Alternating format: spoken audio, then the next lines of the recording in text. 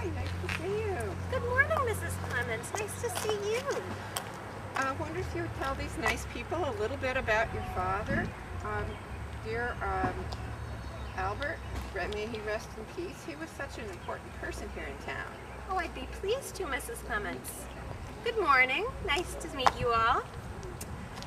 My father, Albert Runals, was born over 90 years ago, back in 1803, over in Bradford. He was a self-taught man. Only had schooling 3 months each year in the winter. The rest of his time was spent tending livestock at neighbors' farms to help earn his keep. As a young man, my father relocated to Boswood, outside of Concord, and became a very successful lumber merchant. He supplied much of the timber needed for the growing city of Lowell, Massachusetts in the 1830s by rafting it down the Merrimack River. He very wisely invested his earnings in tenement blocks in Lowell, which he later sold to great advantage. During the Great Rebellion, you may know this as the Civil War, my father farmed and raised sheep for wool, which was also very profitable. My father married my dear mother after suffering the tragedy of losing his first wife, Anna Colby, to sickness in 1866. He was absolutely bereft. But through his sorrow, he found the Lord and my mother, Miss Lucy Jane Holmes, and they married a year later. Daddy's lumber business brought him over to New London often, where he had his logs rafted across or floated across the big lake to be milled here in Sunapee. Well, being such an enterprising businessman, my daddy bought an interest in the sawmill. Then he was spending part of each year here in town managing the mill. So in 1872, they moved to Sunapee. They rented a farm for a while, and then they built this beautiful house and moved in 2 years later. Well, over the next few years, Daddy's sawmill grew to be so large that they had most of the milling business in the region. It was just up the road, next to Abby Arthur Young's wooden peg shop. Well, my father saw the changes coming. More and more people were visiting town to see the beauty of our lake. So he and Mr. Gardner up the road, they decided to build a hotel right across from the steamboat dock. In 1877, my father drew up the plans, had the lumber made in his mill, and oversaw construction. They called the hotel the Runals House, and it has fine, airy accommodations.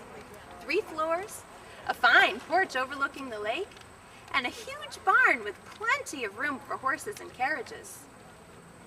I'm proud to say that Mother has been managing the hotel since Daddy passed on to his maker. Every year, more and more visitors come. Mother has an offer on the property so that an even bigger hotel could be built there. I hear they plan to call it the Ben Meer Inn. It will have a tower, 4 stories, over 100 rooms, and verandas on 2 floors. Well, good luck to them. It's a lot of work running a hotel. Do you know that last winter, Mother had over 300 blocks of ice cut for hotel use? The lake froze so clear, the ice was over 15 inches thick. But I digress. I was born in the fall of 1878, when Father was 68 years old. Mother says I was one of those unexpected but happy surprises. I was the apple of his eye. Father was such a kind man. He never drank or used tobacco. But anyway, Father also had an interest in Jabe Young's leather tannery over on the river. Jabe lives about 4 houses up the road. But sadly, this was his last business venture, as he most unexpectedly died 10 years ago in the winter of 1882. He was such a kind man.